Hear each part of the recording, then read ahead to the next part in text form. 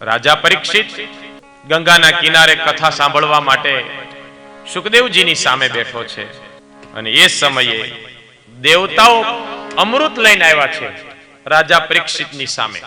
અને દેવતાઓએ આવીને આટલું જ કીધું કે હે રાજા, 7 દિવસ પછી તારું મૃત્યુ નક્કી છે, પણ તારું મૃત્યુ ટળી જાય એ માટે અમે તારી માટે અમૃત લઈને આવ્યા છીએ. એ અમૃત પી જા, તું અમર થઈ જઈશ.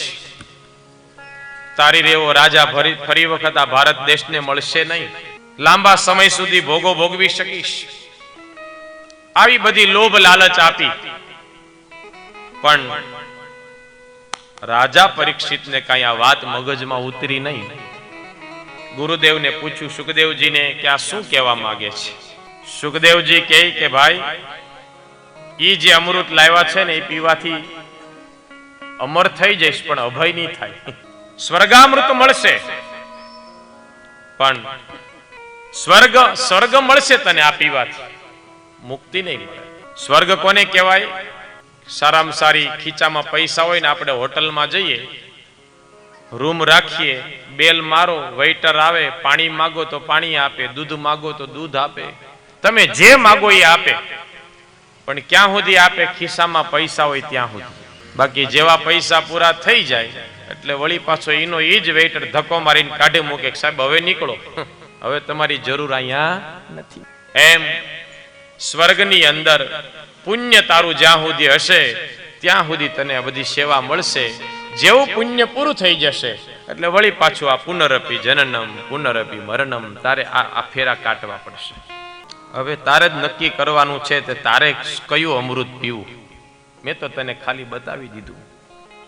બાકી હું જે કથા સાંભળાવું છું એ કથા સાંભળવાથી યદગતવા નનિવર્તન્તે તદ્ધામમ પરમમ મમ.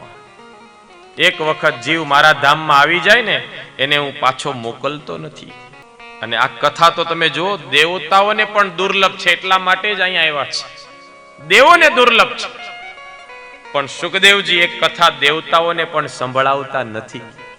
સુખદેવજી પોતે કહે છે, અભક્તાંશ્ચ વિજ્ઞાય ન દદૌ કથામૃતમ શ્રીમદ ભાગવતી વાર્તા સુરાણામપી દુર્લભમ. આ કથા દેવોને પણ દુર્લભ છે, પણ સુખદેવજીએ દેવતાઓને આપી નહીં. કારણ કે મનમાં તો સુખદેવજી વિચાર કરે કે શરૂઆતમાં જ લોભ લાલચ આપે છે.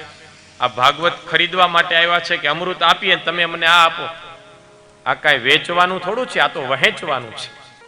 અને આમે અમૃત નીકળ્યું કપટથી. દેવતાઓના મનમાં કપટ હતું, દાનવોના મનમાં કપટ હતું.